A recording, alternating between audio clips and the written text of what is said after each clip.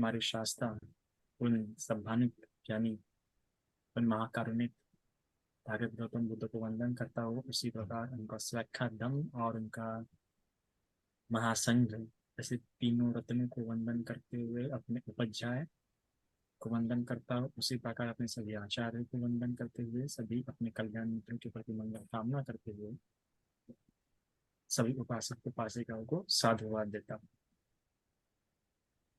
आज हम चर्चा करेंगे पूजा के बारे में, है ना। कल हमने चर्चा की थी चैत्य के बारे में, और आज चर्चा करेंगे पूजा के बारे में। पूजा जो कि हम करते, विशेष रूप से यह भी अर्थ पाली साहित्य में देखने के लिए मिलता है। पाली साहित्य में कई सारे शब्द पूजा के पर्यायवाची शब्द में देखने के लिए मिलते हैं। एक पूजा, दूसरा वंदना, है ना। गौरव करना भी यह पूजा के अंदर ही गिना जाता है। पूजा दो शब्दों से बना है, पू और जा। पूर्ण रूप से जानते हुए किसी क्रिया को करना, या पूर्ण रूप से जागरूक रहते हुए किसी क्रिया को करना ही मतलब क्या होता है, पूजा होता है। और यह जो पूजा है अक्सर पूजनीय लोगों के लिए इस्तेमाल किया जाता है, पूजनियों के संदर्भ में किया जाता है। अब उसमें भी हम देखते हैं कि और दो तीन तरह के शब्द हैं।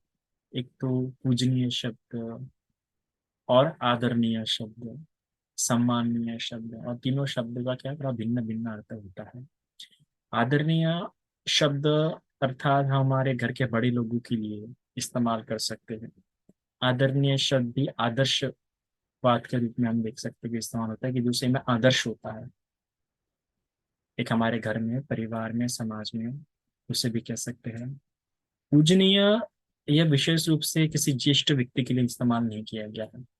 पूजनीय अर्थात वो व्यक्ति है कि जिसने अपने जीवन में कुछ अच्छी बातें प्राप्त की है, अपने जीवन में कुछ अच्छा अर्जन किया है, जिसके आचार विचार ना सिर्फ स्वयं तक है बल्कि दूसरों के हित के लिए भी, दूसरों के कल्याण के लिए भी उसका त्याग, उसके शील और उसका जीवन जो रहा है, ऐसा व्यक्ति सही मायने में क्या है, पूजनीय होता है।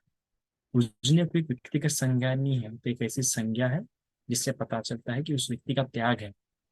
उस व्यक्ति का त्याग स्वयं के उद्देश्य के लिए नहीं बल्कि दूसरों के लिए है। जैसे कि देखते हैं कि हम समाज में से कई सारे लोग होते हैं जिन्होंने बड़े बड़े औहदे, बड़े बड़े पद हासिल किए हैं। सरल सी बात है, मेहनत के बलबूते पे हासिल किए हैं। बड़े बड़े गोल्स, बड़े बड़े उद्दिष्ट को वो क्या हुए हैं, प्राप्त हुए। जैसे कि हम देखते हैं कि आईएएस अफसर वगैरह वगैरह, ऐसे कई सारे डॉक्टर, इंजीनियर बनना। पर ये सारे कहीं ना कहीं वो खुद के लिए करते हैं, उनकी खुद की मेहनत होती है कि नहीं मुझे बड़ा अफसर बनना है, अच्छा कमाना है। पर ऐसे भी कुछ लोग होते हैं जो खुद का जीवन ना देखते हुए, खुद के जीवन में बहुत त्याग रखते हैं, पर वो त्याग अपने स्वयं के जीवन में कुछ प्राप्त करने के लिए नहीं, तो दूसरों के जीवन में सुख प्रदान, जैसे कि डॉक्टर बी आर अम्बेडकर, जैसे कि रमाई, शाहू महाराज, महात्मा फुले, ये सभी क्या लोग हैं, पूजनीय लोग हैं। पूजनीय लोग इसलिए कि इनका त्याग था। त्याग से ही क्या होती है, हमारी आदर्श जीवन की शुरुआत होती है। महाकारुणिक, ये महाकारुणिक क्या उनके बुद्धत्व की संज्ञा है क्या? नहीं। महाकारुणिक तथागत गौतम बुद्ध की ये बुद्धत्व की संज्ञा नहीं है। दरअसल महाकारुणिक उनकी ये बोधिसत्व की संज्ञा है।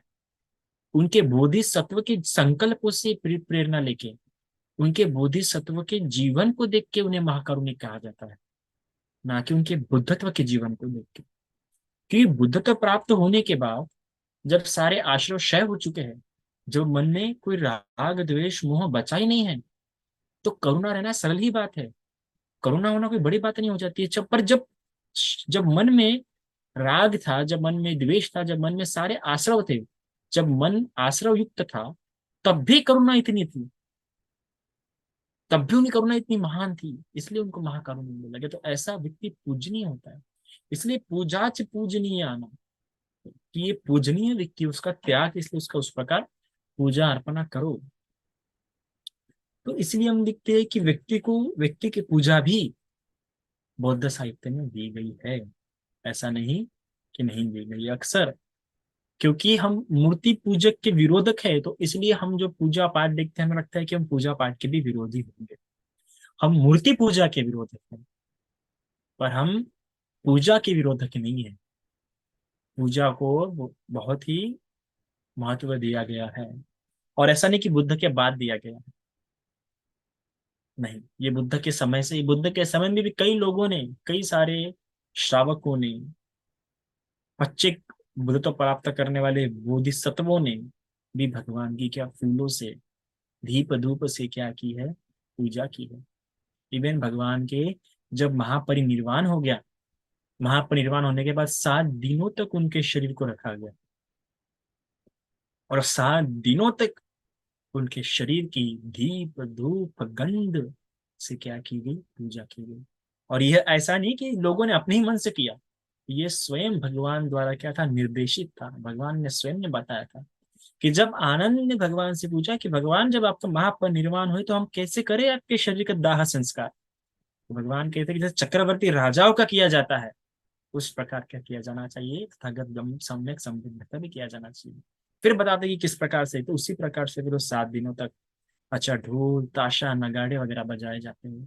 पूरा जो नगर है उसे तोरणों से सजाया जाता है, भगवान के शरीर को नहलाया जाता है, दीप धूप मला जाता है, सुगंधित जल से उनको नहलाया जाता है, फिर उनके शरीर को कपास से, कपड़े से, साथ साथ परते से क्या लपेटा जाता है। अच्छा, पूरा इलाके में उनके शरीर को घुमाया जाता है, ढोल नगाड़े से लोग उस एकदम आनंद के साथ मनाते हैं। कई बार लोग ये भी कहते हैं कि बुद्धिज्म में नाच गाना मना है।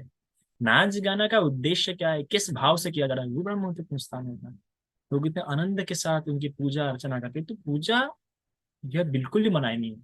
बस हमने मूर्ति पूजा का विरोध किया, क्योंकि भगवान के समय में मूर्ति का प्रचलन था ही नहीं उतना, इसलिए हमने मूर्ति पूजा का क्या किया, विरोध किया। पर पूजा का बौद्ध संस्कृति में विरोध बिल्कुल भी नहीं, और किसी भी राष्ट्र में, चाहे वो थेरवादा ही राष्ट्र क्यों ना हो, अच्छे से अच्छे थेरवाद राष्ट्र में भी मूर्ति पूजा का बिल्कुल भी विरोध नहीं है। चाहे आप श्रीलंका देख लीजिए, म्यांमार देख लीजिए, थाईलैंड देख लीजिए, जो अच्छे अच्छे खासे थेरवादा राष्ट्र है, महान राष्ट्रों तो आप बातें छोड़ दीजिए, और यहाँ पे देख सकते हैं। और ये बुद्ध के समय में भी किया गया है ना। हम देखते हैं एक माली जो आगे जाके पच्चीक बुद्ध बनने वाला है, उसने तो भगवान को 8 दिशाओं से उन पे फूल अर्पण करके उनकी पूजा की। कई सारे उपासिकाएं बहुत दूर दूर रहने के कारण दूर से ही भगवान पे फूलों की वर्षा करते थे। फिर भगवान के चरणों को जल से, सुगंधित जल से धुआ करते थे। यहाँ तक कि कई सारी जातक कथाओं में, धम्मपद अट्ठ कथाओं में, अपने पूर्व जन्मों में उन्होंने इस प्रकार पुण्य किए रहते हैं, स्तूपों को लेके, चैत्यों को लेके, अस्थियों को लेके। इस प्रकार से उन्होंने फूलों से उन स्तूपों की, अस्थियों की पूजा की होती है, जिसके कारण से इस जन्म में इतना महान महान उन्हें सौंदर्य प्राप्त हुआ। अनाथ पिंड का भतीजा उसमें से एक उदाहरण है, जो इतना सुंदर बना। कैसे बना, पूर्व जन्म में एक स्तूप की उसने इतने सुंदर की से पूजा की थी। एक महिला जिसके मुंह से गंदी बदबू आती थी, जिसके कारण उस 2-3 पतियों ने उसे छोड़ दिया था, जब उसने एक सोने की कीट बनाई और सोने की ईंट से जब एक स्तूप की पूजा की, तो उसके मुंह की दुर्गंध गायब हो गई। कितने ही लोगों ने स्तूपों की पूजा, अस्थियों के धातु की पूजा वंदना करके इतना सुंदर फल प्राप्त किया है। तो पूजा का बिल्कुल भी विरोध नहीं है पाली साहित्य में। अगर आप जातक कथाएं, धम्मपद की कथाएं, अट्ठ कथाएं देखते हैं, तो पूजा तो बिल्कुल है। जब बुद्ध नहीं है तो फिर क्या रहता है, तो उनके धातु ही रह जाते हैं, संग ही रह जाते हैं। यहाँ तक कि शून्य कल्पों में, जिन कल्पों में बुद्ध उत्पन्न नहीं होते हैं, उन कल्पों में भी, जिस कल्पों में से 25 बुद्ध होते हैं, इन 25 बुद्ध की भी पूजा अर्चना, उनके स्तूपों की भी, उनके धातुओं की भी अस्थि वंदना वगैरह हमें देखने के लिए आता है। तो बिल्कुल भी मनाही नहीं। तो अभी उसी के हिसाब से हम देखते हैं कि 5 प्रकार की पूजा का वर्णन हमें देखने के लिए मिलता है। तो हम देखते हैं कि इसे तो 2 तरीके से बांटा जा सकता है, एक तो उद्देश्य पूजा और दूसरी आमिष पूजा। पर इसके अलावा हम 5 इसमें पढ़ेंगे, 5 वर्गीकरण में। एक होता है उद्देश्य पूजा, दूसरा होता है पारिभाविक पूजा, तीसरा होता है चैत्य पूजा, और चौथा होता है आमिष पूजा, और पांचवा होता है संकल्प पूजा। तो ये 5 प्रकार की पूजाएं हम देखने के लिए मिलते हैं। उद्देश्य पूजा अर्थात बुद्ध का रूप बना के उसकी पूजा भावना करना होता है, जिस प्रकार आज के समय में हम करते हैं कि भगवान की मूर्ति वगैरह बनाते हैं और उसको आगे में रख के क्या करते हैं, उनकी पूजा करते हैं। तो पूजा मतलब जागरूक अवस्थाओं में करते हैं। अभी यहाँ पे मैं दो शब्दों से भिन्न करूंगा, पूजा और वंदना, इन दोनों को सब भेद करते हैं। पूजा अर्थात जिसमें हम पुष्प, फूल, दीप, गंध का इस्तेमाल करते होंगे, उसे विशेष रूप से हम क्या कहते हैं, पूजा कहते हैं, है ना। जिसमें हम फूलों का इस्तेमाल करके उनका क्या कर रहे हैं, गौरव कर रहे हैं। दीप का इस्तेमाल करके गौरव कर रहे हैं, धूप का इस्तेमाल करके क्या कर रहे हैं, गौरव कर रहे हैं। तो ये हो गई पूजा,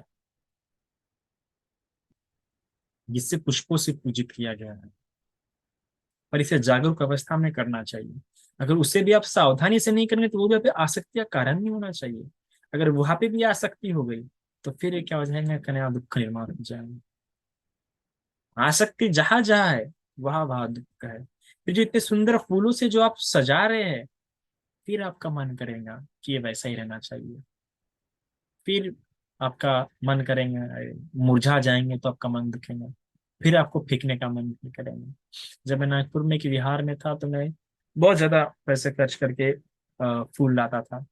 एक पासे क्या बोलते थे, काय लई एवढे फुलं आणायच्या बनते जी, आखिरी मध्ये वायातच जातात, वही तो सीखना है।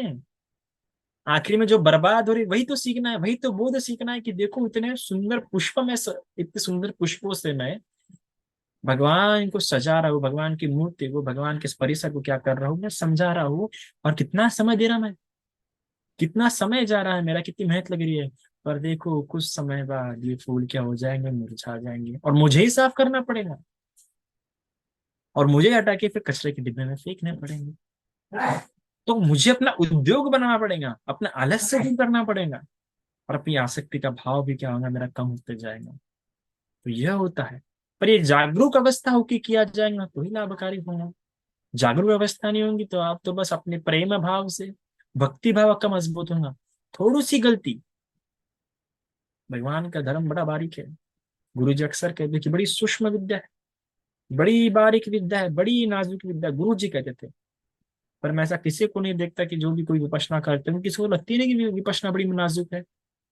अगर आप बड़े ध्यान से करेंगे विपश्यना को तो आप अपने आप प्रतीत हो जाएगा। जब मेरा पहला शिविर हुआ तभी मैं समझ गया था, विद्या बड़ी नाजुक है। तो ये नाजुक कैसी है, क्योंकि आसक्ति का पूरा खेल है। जहां पे थोड़ा सा भी ध्यान हट गया, उन्हीं वेदनाओं का प्रति जो वेदना देखते जा रहे हैं, वही वेदना के प्रति द्वेष भी उत्पन्न हो सकता है, आसक्ति भी उत्पन्न हो सकती है, वही कलेश भाव भी उत्पन्न हो सकता है। समता समता बोल के कब समता दमन बन जाए, कब समता ये बन जाए एकदम चिड़चिड़ा भाव, बता नहीं सकते। उसी प्रकार फूलों से जो सजा रहे हैं आप बुद्ध को, फूलों से जो बुद्ध की पुष्प पूजा वंदना कर रहे हैं, उसमें भी बड़ी सावधानी रखनी पड़ती है, बहुत सावधानी रखनी पड़ती है। वरना भक्ति भाव जाग जाएगा, मुक्ति भाव के पीछा रह जाएगा, विमुक्ति रस पीछे छूट जाएगा, और भक्ति रस, आसक्ति का रस, तृष्णा का रस कट जाएगा, धीरे धीरे मिलता जाएगा। वही तो होता है आजकल। ज्यादातर देखिए जो जो कोई पूजा के चक्कर में आजकल पड़ गया, उसका धर्म के पीछे ही छूट गया। ये देखिए आप, जो जो कोई ज्यादा पूजा पाठ में लगा है, उसका स्वभाव में कोई परिवर्तन नहीं दिखता है, कुछ नहीं दिखता। वो किसी और ही काम में दिखता है हमें। जहां पे जिन स्थानों में सुधार लाने की चाहिए उन स्थानों पे सुधार ही नहीं, क्योंकि उसके लिए एक अलग बात हो जाती है। जैसे विपश्यना करने वालों को, ध्यान साधना करने वालों के लिए, ध्यान साधना कर रहे हैं मतलब ही धर्म पालन कर रहे हैं। जब वो ध्यान साधना को बैठे, जब विपश्यना को बैठे, तब उन्हें लगता है कि नहीं मैं तो धर्म का पालन कर रहा हूँ, कि ध्यान साधना कर रहा हूँ ना। और वही तक उनका ध्यान साधना जो धर्म है बस ध्यान साधना के समय तक ही सीमित रहता है, बाकी छूट जाता है। उस तरह पूजा पाठ वालों के साथ भी हो जाता है, वैसा ही हो जाता है कि पूजा पाठ कर रहे हैं ना, हम तो बड़े अच्छे हैं, पर बाकी दोस्तों के साथ व्यवहार हमारा क्या बिगड़ रहा है उस पर ध्यान रहता है नहीं, क्योंकि बाहर में आडंबर है ना। ये एक मेकअप की तरह है। जैसे मेकअप कैसा, जब हम सिया कैसे जब मेकअप लगा देते लगता है कि अरे अब तो हम सुंदर दिख रहे हैं, अब तो लोग हमें अच्छा समझेंगे, सुंदर समझेंगे। पर भूल जाते हैं कि जिन लोगों से आपने जैसा व्यवहार किया उन्हें पता है कि इंसान कैसा है। तो वैसा ये पूजा पाठ भी एक ड्रग्स की तरह ही काम कर रहा है कई सारे लोगों में। पूजा पाठ ड्रग्स अफीम की तरह काम करते जा रहा है, बेहोशी की इंजेक्शन की तरह काम करते जा रहा है। जो जो पूजा पाठ में ज्यादा धस गए वो बेहोश हो गए, उन्होंने ड्रग्स ले लिया है। कोई अंतर नहीं, बड़े सावधानी से करना पड़ता है। पूर्ण रूप से जागरूक अवस्था में करे तो सही मायने में पूजा होगी। उद्देश्य पूजा, मूर्ति बना के बुद्ध की पूजा कर रहे, क्यों कर रहे पता नहीं, आनंद मिल रहा है इसलिए कर रहे। अरे ये तो फिर खेल हो गया। आनंद मिल रहा है, अरे वो आनंद कैसा है? अनित्य बोध वाला आनंद है कि नहीं? संप्रज्ञान के साथ वो आनंद का भोग कर रहे हैं कि नहीं कर रहे हैं? वरना कोई अंतर नहीं है वो सिगरेट पीने वाले में और पूजा करने वाले में, कोई अंतर नहीं है। जिस प्रकार सिगरेट भी वो इसलिए पीते तो मजा आता है, और हम भी पूजा इसलिए कर रहे हैं क्योंकि हमें मजा आता है। तो बड़ा प्यारा कहा गया है, वन्न गंध गुणोपेतं एतं कुसुम संतति पूजयामि मुनिंदस्सु श्रीपाद सरस्वती। ये जो वर्ण गंध से युक्त ये फूलों की जो संतति है, संतति को समझ, बड़ा सुंदर शब्द है, बहुत सुंदर शब्द है पाली साहित्य का। और वंदना में ये थोड़ा दर्शन, अभिधम्म की फिलोसॉफी उन लोगों ने इस छोटी सी वंदना में दे दी है। अभिधम्म का दर्शन इस छोटी सी वंदना में दे दी, तो आप विचार कर सकते हैं कितनी गंभीर होंगी।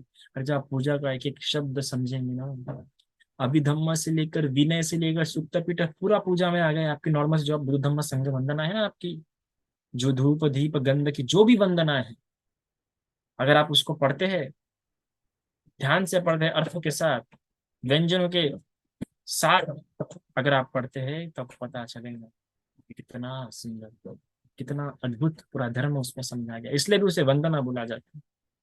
पूजा तो पुष्पों से की जाती है, जागरूक अवस्था में की जाती है, पर वंदना में वर्णन किया जाता है सामने वाले व्यक्ति का। तो वर्णन करते हुए हम पूजा कर रहे हैं। वंदना मतलब वर्णन कर रहे हैं किसके? गुणों का। कि ये जो इतने सुंदर सुंदर गुण है, इति पिसो भगवान हम विद्या चरण संपूर्ण सुगतो, ये गुण है। ये गुणों को याद कर रहे हैं, वर्णन कर रहे हैं। क्यों? क्योंकि हम में भी वो गुण आ सके, हम भी उससे क्या ले सके, प्रेरणा ले सके। इसलिए क्या हम उसे वंदना भी कहते हैं। तो अभी इसे भी दो तरीके से शुरू किया जाता है। अगर भिक्षु शुरू कर रहा है तो पहले इति पिसो से शुरू करेंगे। अगर उपासक शुरू कर रहे हैं वंदना, तो वंदना गंध से शुरू करेंगे। इससे दो दो चाले हैं। अगर आप महाराष्ट्र में रहते हैं, आपको पता होगा, अलग अलग बिहारों में जाते हैं तो आपको दिखेगा कि कुछ कुछ विहारों में जो वंदना शुरू होती है वो यहाँ से होती है, वन्न गंध गुणोपेतं एतं कुसु। तो यहाँ से शुरू होती है वंदना कुछ कुछ विहारों में। पर कुछ कुछ विहारों में इति पिसो भगवान। तो ये दो अलग अलग टेक्निक से शुरू करने के, पर दरअसल लोग समझे नहीं किया है। अगर भिक्षु शुरू कर रहा है तो पहले भगवान के बुद्ध धम्म संघ के गुणों को याद करके फिर बाद में पुष्प दीप धूप से वंदना पूजा करता है। पर अगर उपासक करा तो पहले वो धूप दीप गंध से क्या करता है, बुद्ध की पूजा करता है, और फिर बाद में बुद्ध धम्म संघ के गुणों का वर्णन करता है। क्यों? क्योंकि चित्त की क्या करता है, भिक्षु ऑलरेडी ध्यान समाधि में पारंगत होता है, इसे तुरंत उसे बुद्ध धम्म संघ के गुणों का आलंबन मिल सकता है, तुरंत उसका आलंबन लेके अपने चित्त को एकाग्र कर सकता है। पर उपासक की ध्यान साधना में पक्का ना होने के कारण वो पहले फूल धूप दीप का वर्णन लेते हुए, अपनी श्रद्धामय भावना उत्पन्न करते हुए, फिर वो जब उसका चित्त एकाग्र हो गया, फिर वो इतिपिसो अरहं शुरू करता है। ये दो है।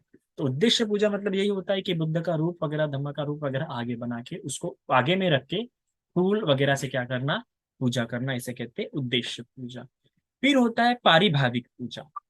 पारिभाविक पूजा मतलब वो होता है कि बोधि सत्व के बोधि अंगों के वस्तुओं की पूजा भावना करना। मतलब क्या होता है पारिभावक, अर्थात उनका जो पात्र है, उनका जो चिवर है, अर्थात उनका जो बोधि वृक्ष है, इसकी जो पूजा करना होता है फूल वगैरह से, इसे कहते हैं हम पारिभाविक पूजा। अर्थात हम जब बोध गया में जाते हैं तो उस बोधि वृक्ष को जो वंदना कर रहे हैं, उसको जो फूल अर्पण कर रहे हैं, उसके सामने जो जल अर्पण कर रहे हैं, वो हमारी क्या है, वो हमारी पारिभाविक पूजा है ना।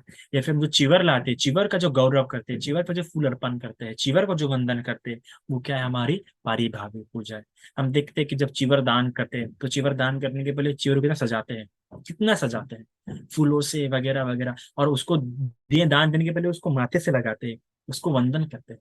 तो ये क्या हो गई, पारिभाविक पूजा हो गई। श्रीलंका में थाईलैंड में बहुत किया जाता। जब हमारे यहाँ पे कठिना था, तो हमारे कठिना पे जब था तो उसके लिए हमने एक अलग से स्थान ही बनाया था चिवर रखने के लिए, कि जो भी लोग चिवर लाएंगे वो वहां पे लाके रखेंगे। तो उस स्थान को भी हमने अच्छा से बहुत सजाया था, फूलों से, अच्छे कपड़े से पूरा उसको सजाया था। ऐसा उसके ऊपर भी छतरी लगाया था, चिवरों के ऊपर भी। तो इस प्रकार से, क्योंकि वो भी एक पूजा है, उसको भी चिवर दान करने के पहले भिक्षु संघों को सबने तो पहले 2 दिन, हमारा 2 दिन मनाया जाता है। एक दिन तो सब लोग पहले चिवर ला के रखते हैं। क्या होता है कि 2 दिन होता है हमारे यहाँ पे कठिन। पहले दिन सभी लोग जिसको चिवर दान या जो भी देना होता है वो ला के रख देते हैं। और दूसरे दिन क्या होता है, ध्यान देने के पहले उसको विहार के इर्द गिर्द पूरा गोल गोल घुमा जाता है 3 बार कम से कम। और वो भी कैसे, आगे में बहुत प्यारे सुंदर गीत बजाए जाते हैं, और ड्रम्स वगैरह बजाए जाते हैं, बहुत सारे म्यूजिकल इंस्ट्रूमेंट्स बजाए जाते हैं, और उसके पीछे में मस्त लोग सर पे रख के, हाथों पे रख के, नाचते नाचते पूरा घुमाते हैं। और हमारे यहाँ पे भी एक अलग ही परंपरा बन गई कि हम लोग सब हर जगह सफेद कपड़े पहन के जाते हैं, पर बिल्कुल भी नहीं। जिस दिन कठिना सेलिब्रेट होने वाला होता है उस दिन सारे उपासक एकदम सज धज के आते हैं, अच्छे नए कपड़े पहन के आते हैं, गहने वगैरह पहन के आते हैं, बहुत ज्यादा सज धज के आते हैं और अच्छे से सेलिब्रेट करते हैं। और इस प्रकार से पूरा वो लोग घुमाते हैं, क्योंकि ये पूजा है। चिवर वगैरह की पूजा इस तरह की जाती है, उसकी परिक्रमा करना, उसको सर पे रखना, है ना। तो ये इस प्रकार की पूजा को कहा जाता है पारिभाविक पूजा। पात्र वगैरह को सजा उजा के देना। देखिए आप, जिन लोगों ने भी दान दिया चिवर वगैरह, हम तो बस ऐसे दे देते हैं हमारे यहाँ पे, पर यहाँ पे जिन लोगों ने भी लाया, सजा के लाया, रिबिन वगैरह से बांध के लाया, अच्छे नेट के कपड़े में बांध के लाया, पात्र हो या कुछ भी हो। इवन एक उपासिका ऐसे घाई घाई में आई थी, तो डायरेक्टली डायरेक्टली चिवर लेके आई थी, तो विहार में बैठ के उसने पहले सजाया उसको पूरा, रिबिन उबिन से सजाया, और फिर जाके उसे वहां पे रख दिया जहाँ पे रखना था। क्योंकि ये पूजा है। ये पूजा के साथ, पूजा ही नहीं तो हमारा गौरव भाव है। हमारा जितनी अच्छी तरीके से पूजा करेंगे उतना हमारा गौरव भाव मजबूत होता है। फिर ये तो होता है परिभाविक पूजा। फिर परिभाविक पूजा के बाद होता है चैत्य पूजा। चैत्य पूजा मैंने आपको बता दिया कि चैत्य किस किस के होते हैं, किन 4 लोगों के, बुद्ध के, चक्रवर्ती सम्राट के, पच्चीक बुद्ध के, और उनके अग्र श्रावकों के, अरहंतों के। इस प्रकार के इनके ऊपर जो स्तूप बना जाता है, उन स्तूपों को ध्यान में रखते हुए, उनके इसको ध्यान, अपने चित्त के अंतरालों को दूर करते हुए, अपने चित्त के गलत भावों के, गलत विचारों को, शंकाओं को, राग द्वेष मोह को दूर हटते हुए, अपने चित्त को शुद्ध करते हुए, कलेश मुक्त करते हुए उनकी वंदना करना, उनको स्मरण करना, उनके आगे झुकना, और उस निब्बान धातुओं की, देखो जो धातु ये निब्बान धातु में प्रवेश कर चुके हैं, उससे प्रेरणा लेना। इस प्रकार से क्या होती है, चैत्य पूजा होती है। तो चैत्य पूजा भी, उस स्तूपों को भी व्यक्ति, बहुत लोग सुंदर सुंदर तरीके से फूलों से सजाते हैं, उसके इर्द गिर्द दिए लगाते हैं।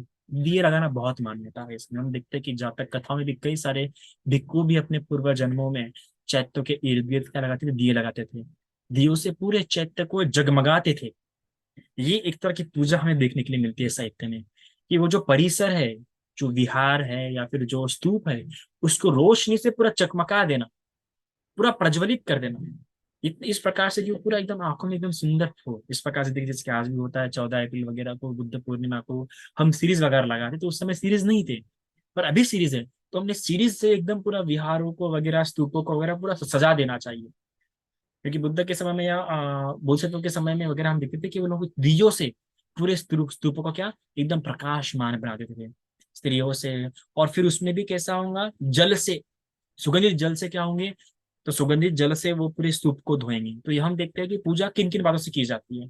तो बौद्ध इसमें क्या है कि दिए से पूजा की जाती है, दिया जला के पूजा होती है, मतलब प्रकाशमय करना।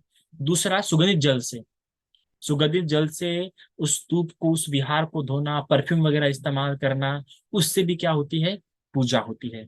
फिर अगरबत्ती से भी क्या होती है, पूजा होती है। फिर इसके अलावा पताके लगाना, पताके मतलब अच्छे अच्छे बहुत प्यारे प्यारे झंडे लगाना लहराते हुए, या फिर तोरण लगाना, वहां पे मस्त सखी और सुंदर दिखना चाहिए। तो इससे भी क्या होती है, पूजा होती है। इसलिए आप देखिए थाईलैंड में जहाँ पे भी वर्षा समाप्ति होता है वहां पे झंडे और तोरण लगाए जाते ही जाते हैं। 3 बातों का इस्तेमाल होगा ही होगा, एक तो छतरी, तोरण और झंडे और पुष्प, इन बातों का इस्तेमाल होता ही होता है किसी भी संस्कृति में। हम देखते हैं कि जो इसका जो नाती नाती अपना इसका जो भतीजा था अनाथ पिंडे का, उसने अपने पूर्व जन्म में बहुत ही सुंदर पताका लगवाया था, एक स्तूप पे बहुत सुंदर पताका लगवाया था, बहुत सुंदर कपड़े का। उसी के प्रभाव से उसकी सुंदरता मिली थी। इसके अलावा छतरी वगैरह लगवाना, छतरी वगैरह, तो इससे भी क्या होती है, चैत्य पूजा की जाती है। तो ये एक चैत्य पूजा होती है। फिर चैत्य पूजा के अलावा हमने क्या देखा, आमीष पूजा। आमीष पूजा मतलब ये होता है कि भौतिक वस्तुओं से बुद्ध की क्या करना या उनके शावकों की क्या करना, पूजा करना। भौतिक वस्तु से मतलब वही धूप दीप गंध वन देख देख के क्या करते हैं हम लोग, जो पूजा करते हैं उसे कहते हैं आमीष पूजा।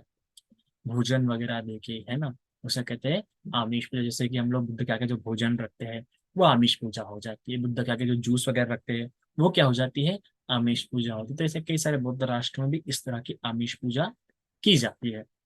बुद्ध क्या के खाना रखना या कुछ भी ऐसी वस्तुएं रखना मतलब होता है आमिष पूजा। आमिष पूजा को उतना ज्यादा महत्व नहीं है।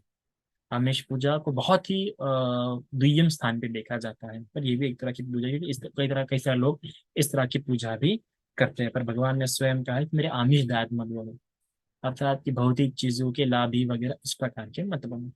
फिर होता है संकल्प पूजा। संकल्प पूजा मतलब जब हम संकल्प लेके करते हैं, अधिष्ठान लेके करते हैं कि मैं इस पूजा से मेरा ऐसा ऐसा हो जाए, उस पूजा से मेरा वैसा वैसा हो जाए, जिस प्रकार के अनिरुद्ध की बहन ने की थी। अनिरुद्ध की बहन ने क्या की थी, उसे शरीर का कुछ तो भी कुष्ठ रोग हो गया था, तो घर से बाहर ही निकल रही थी। फिर अनिरुद्ध अपनी बहन से जब मिलने के लिए गए, तब उन्हें देखा, तब उन्होंने कहा कि तू ऐसा कर, तू विहार बना, एक विहार बना के बड़े महान भिक्षु संघ को दान कर। महान भिक्षु संघ को दान करने पर उस पुण्य से ऐसा कर कि इस पुण्य के प्रताप से मेरा ये क्या हो जाए, रोग ठीक हो जाए। और वैसा करते हुए तो उससे क्या जाता है, वैसा उसका रोग ठीक हो जाता है। तो इस प्रकार की पूजा को संकल्प मतलब पहले ही उद्देश्य करके लोभ युक्त चित्त से या अपने स्वार्थ में चित्त से जो पूजा की जाती है उसे की जाए, उसे कह सकते हैं संकल्प पूजा। तो ये 5 प्रकार की पूजा होती है। और ये 5 प्रकार की पूजा भी क्या होते हैं, हम किससे करते हैं विशेष रूप से। और इसमें भी 2 प्रकार की पूजा हम देखते हैं। एक तो ईमा या धम्मानु धम्म प्रतिपत्ति है बुद्धम पूजन में, कि एक बार धर्म के पथ पे चल के जो बुद्ध की पूजा करता है, जो बुद्ध का गौरव करता है, उसे सही मायने में क्या बोला गया है, पूजा बोला गया है। ऐसा धूप दीप गंध से जो पूजा कर रहे हैं, वो पूजा को उतना महत्व बिल्कुल भी नहीं दिया गया, याद रखिएगा। इस प्रकार की पूजा को इतना महत्व नहीं दिया है।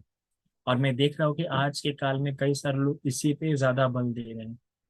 और यही उनमें क्या कर रहा है, एक नया अहंकार डेवलप कर रहा है। 2 बातें, एक तो रोज विहार में जाने से, नहीं तो दूसरा कह रहे हैं हमारे पे तो बहुत मस्त मस्त बनते जी आते हैं, नहीं तो अरे हम तो मस्त ये इस तरह की पूजा करते हैं, उस तरह की पूजा करते हैं, हमने ऐसी पूजा की, हमने वैसी पूजा की। ये पूजा का अलग ही ट्रेंड लगा दिया है लोगों ने। ये सिर्फ आपकी अज्ञानता का कारण बन रहा है, आप अहंकार बनाने का कारण बन रहा है। ये बात याद रखिएगा। आप जब भी किस तरह की पूजा कर रहे हो उसका उद्देश्य अपने मन में जानिए। उसको अनित्य दुख अनात्म बोध से दूर मत रखिए। जब भी किसी तरह की पूजा कर रहे हो तो, है ना, ऐसा मत सोचे कि मैं इस तरह की पूजा कर रहा हूँ तो मेरा ये लाभ होगा वो लाभ होगा। हाँ, जब तक आप संघ की पूजा नहीं करते, आपके उपासक होने के नाते, एक उपासक होने के नाते जो कर्तव्य संघ के प्रति आपके होते हैं, उससे बड़ा कोई भी पूजा आपके लिए नहीं है। उससे बड़े कोई भी पूजा आपके लिए नहीं हो सकती है। ये तो सारी पूजा बाद में समय के हिसाब से साहित्य ने रच दिया है। ये कई सारी जो पूजा है बाद में समय के हिसाब से हमने श्रद्धा को प्रकट करने के लिए रख दिया है। पर क्योंकि 3 शरणों के बाहर आपका कोई मार्ग नहीं है, आपकी कोई शरण नहीं है, ये 3 शरणों की कैसे आप गौरव कर सके, उस पर आपने क्या देना चाहिए, बल देना चाहिए। हम देखते हैं कि यही सबसे उत्तम मार्ग है। भौतिक पूजा तो ठीक है, हम अपनी चित्त को शुद्ध करने के लिए करते हैं जब बुद्ध धम्म संघ उपलब्ध नहीं रहता है। पर जब बुद्ध धम्म संघ 3 रत्न उपलब्ध है, तो इनकी कैसे जीते जी कैसे पूजा की जा सकती है, उस पर बल दीजिए। विशेष रूप से आप कमल का पूजा में बहुत अच्छा इस्तेमाल कर सकते हैं, भिक्षुओं को, स्तूपों को लेके वगैरह। हम देखते हैं कि कमल भी क्या है, 4 तरह के कमलों का वर्णन हमें मिलता है। एक उत्पल्ली कमल, है ना, इसके अलावा होता है पद्म पद्म कमल, सॉरी, एक होता है उत्पल्ली उत्पलनी कमल, दूसरा होता है पद्मिनी कमल, तीसरा होता है पुंडरीक कमल, और चौथा है कमोदनी कमल। तो उत्पलनी कमल होता है जो नीला कमल होता है, उसे कहते हैं उत्पलनी कमल। पद्मिनी कमल अर्थात जो लाल कमल होता है उसे कहते हैं पद्मिनी कमल। पुंडरीक कमल मतलब जो सफेद कमल होता है उसे कहते हैं। और कमोदनी कमल मतलब जो गुलाबी कमल होता है। तो इसमें जो सबसे ज्यादा जो महत्वपूर्ण जो पूजनीय माना जाता है वो पुंडरीक कमल। पुंडरीक कमल चढ़ाने से कहा जाता है कि 91 कल्पों तक आप नरक नहीं जाते। तो पुंडरीक कमल को क्यों बोला गया है? क्या वो देवलोक सूत्र क्या है कि पुंडरीक कमल इसलिए से बोला गया है क्या? नहीं। पर पुंडरीक कमल को देख के व्यक्ति की भावना अच्छी हो सकती है, क्योंकि पुंडरीक कमल सफेद होता है। और उसके ऊपर से चित्त की शुद्ध की जो भावना है काफी अच्छी हो सकती है।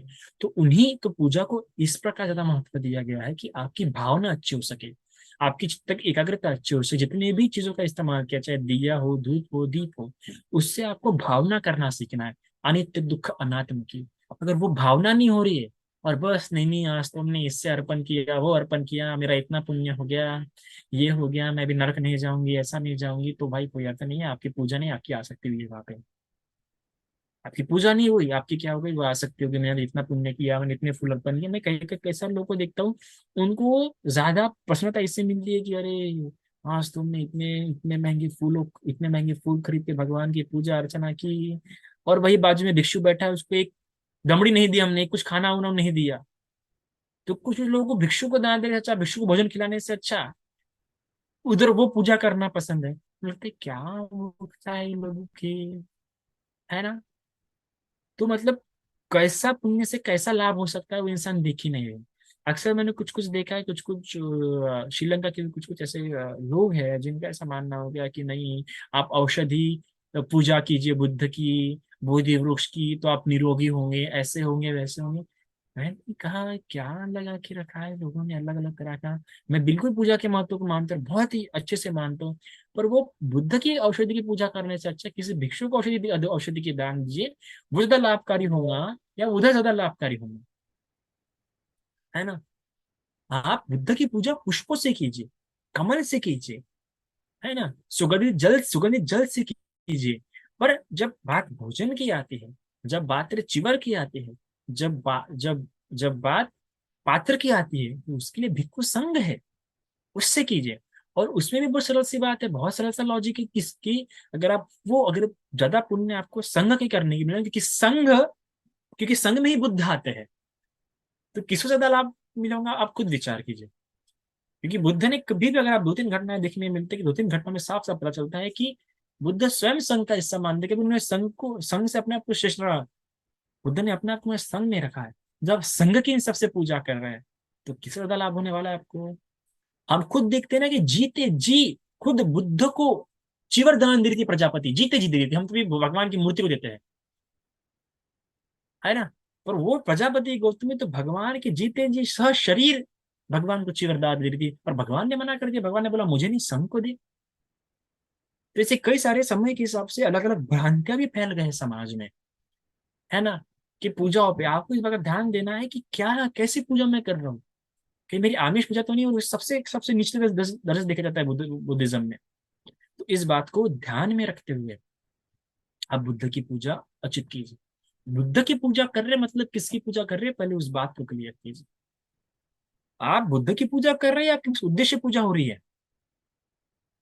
हम बोलने के लिए बुद्ध की पूजा है, पर बुद्ध की पूजा कैसी होती है, ये बुद्ध की पूजा नहीं, ये उद्देश्य पूजा है। फिर जब चीवर पात्र की पूजा कर रहे तो वो बुद्ध की पूजा नहीं है, वो परिभाविक पूजा है, इस बात को समझिए। जो चैत्य की पूजा करे, बुद्ध की पूजा नहीं, वो चैत्य की पूजा, हर पूजा को बराबर संज्ञा है। बुद्ध की पूजा समान कुछ चीज नहीं थी, बुद्ध की वंदना हो सकती है, धम्म की वंदना हो सकती है, संघ की वंदना हो सकती है, लेकिन पूजा नहीं होती। तो हमारी उद्देश्य पूजा होती है, पारिभाविक पूजा होती है, चैत्य पूजा होती है, जो हम अपने पुष्पों वगैरह सा धूप दीप गंध का इस्तेमाल करके करते हैं। एक और भी एक बहुत बड़ा प्यारा नया ट्रेंड है कि खीर पूजा। बुद्ध की क्या करते हैं हम, खीर पूजा करते हैं। खीर पूजा क्या है, वो हम बुद्ध को अर्पण कर रहे हैं, खीर पूजा नहीं। वो खीर हम संकल्प है हमारे हमारे आगे, एक संकल्प के रूप में देखना चाहिए, एक एक एक बोधि अंग के रूप में उसे हमें देखना चाहिए कि देखो ये वह खीर है, यह वो वह आहार है जिसके ऊपर भगवान क्या 4 हफ्ते रहे। यह वो भगवान का पहला आहार है। कितना सादा आहार है वो, कितना सिंपल आहार है, चावल से बना हुआ आहार है वो। चावल जो मानवीय, जो पृथ्वी पे सबसे पहला होगा अन्न है, जो सबसे पहला आहार है। अरे उस पहले आहार से, जिस आहार से मनुष्यों में काम संज्ञा जाग गई थी, जिस आहार से मनुष्य में तृष्णा जाग गई थी, अरे उसी आहार का ठीक प्रकार से बुद्ध ने जब सेवन किया तो उन्हें बुद्धत्व प्राप्त हो गई। कितना सुंदर है। तो वो खीर पूजा बुद्ध के लिए नहीं, हम स्वयं के लिए कर रहे हैं। इसकी सही मात्रा हमें भी जानना होगा। हम इतने सारे भोजन के पीछे गिर गए। अरे ये भोजन की सादगी देखो, ये जो भी पूजा करते हैं हम खुद के लिए करते हैं, खुद के संकल्पों विकल्पों के लिए, और खुद के चित्त की भावना करने के लिए। अरे बुद्ध की कहाँ कर सकते हैं हम पूजा? हम हमारी क्या, हम कहाँ बुद्ध की पूजा करेंगे? वो कहाँ पहुंच चुके हैं, उनकी पूजा की भी आवश्यकता भी नहीं है। वो तो हमारे पुण्य के लिए हम करते हैं, हमारे चित्त के संकल्प करने के लिए। अगर आपकी पूजा आप में आसक्ति ला रही है, नए नए भौतिक संकल्प ला रही है, आजकल तो कई सारे लोग, मैंने अक्सर देखा है कि मैंने कई सारे जब लोगों से मिला तो लोग ऐसा लेते हैं, अरे बुद्ध की इस प्रकार से पूजा की जब सुंदरता प्राप्त होंगी, आपको अच्छा अच्छा रूप प्राप्त होगा, आपको धन प्राप्त होगा। अरे फिर चित्त के मैल उत्पन्न ना करे पूजा में आप लोग तो, क्या अर्थ रहा? अरे आप कुछ भी कीजिए, धन आएगा और जाएगा, आप धन को रोक नहीं सकते। आपका शरीर कितना भी अच्छा क्यों ना दो, रोग आएंगे रोग जाएंगे, पर पुण्य अच्छा होगा। चित्तों से रहित अगर अवस्था, अरे कितने तो भी अग्र श्रावक, आप देखिए बुद्ध के समय में इतना अग्र श्रावक होने पर भी उनको रोग हुए, बूढ़े हुए, कुछ लोग कुरूप हुए, कुछ लोग ठिंगने हुए। एक अग्र श्रावक था, हमने सुनी ना कहानी उसकी, कितना वो ठिंगना था, हाइट में कितना छोटा था। अरे एक दिन में सुंदरता मिल जाएंगी, दूसरे दिन सुंदरता मिल जाएंगी, पर जन्मों जन्मों में चक्र चलते आ रहा है। इसलिए भौतिक संसाधनों के पीछे मत पड़ो, और जो ऐसा सिखाता भी होगा, जो भी कोई सिखाता भी होगा कि बुद्ध की पूजा इसलिए करो, सुंदरता मिलेगी, औषधि की पूजा करो, खीर पूजा करो, वो पूजा करो ताकि तुम्हें ये लाभ होगा वो लाभ होगा, अरे छोड़ दो ऐसा। करो, खीर पूजा करो, पुष्प पूजा करो, औषधि पूजा करो, पर इन सब के लिए मत करो, सुंदरता उंदरता के लाभ के लिए। बल्कि हमारा जीवन निर्वाण की ओर जाए, हमारा चित्त मल रहित हो, मल रहित हो। और किस प्रकार की पूजा किसके लिए की जानी चाहिए वो भी पता होना चाहिए। वरना पता चल रही है कि किसी की पूजा किसी चीज के लिए भी कर रहे हैं, जैसे कि हम पत्ती दान, पत्ती दान हम बुद्ध के लिए नहीं कर रहे, पत्ती दान हम प्रीतों के लिए कर रहे हैं। पत्तानुमोदन पत्ती दान। खीर पूजा हम बुद्ध के लिए नहीं कर रहे, स्वयं के लिए कर रहे हैं। चिवर पूजा किसके लिए करना है, वो भिक्षु के लिए करो। पात्र दान किसके लिए करो, भिक्षु के लिए करो। औषधि दान किसको करो, भिक्षु करो। पर आजकल अलग ही ट्रेंड, बुद्ध के आगे औषधि औषधि ला कर देते, अरे बाबा। मैं बोला कहाँ से, मतलब है उसको बहुत महत्व है, पर बुद्ध के आगे थोड़ी देना है, बुद्ध किसी भिक्षु को दो। क्योंकि बुद्ध तो संघ में आ जाते ना, ये च बुद्धातीता चाहिए, ये च बुद्धानागता पच्चुपन्ना चाहिए, बुद्धांग सिद्धता। तो इस प्रकार की पूजाओं को भी एक थोड़ा सार दो, अच्छी प्रकार से दिशा दो, अपने आपके चित्त के मैल दूर होने में कारण है। इस प्रकार से देखिए, अरे आपके इलाके में संघ है, पर आप संघ की पूजा करने जा रहे हो और बस विहार में बैठे, कोई अर्थ नहीं मेरा आपका। अरे पास पास में इतने बड़े बड़े भिक्षु आए और आप अपने घर में बैठे हुए हैं, आप जाके उनको, आप अपने विहार में बैठे हुए हैं। आप लगता है कि नहीं नहीं मैं विहार में हूं ना, नहीं जाओ मिलने जाओ। कितनी अच्छी बात लगी कि जब बंदे गुणानंद जी बनते, यश जी जब नागपुर में बोधि मग्गो विहार में आए, तो कितनी दूर दूर से उपासक है, मुझे बड़ा अच्छा लगा वो देख के, अरे वाह, ये है सही मायने में।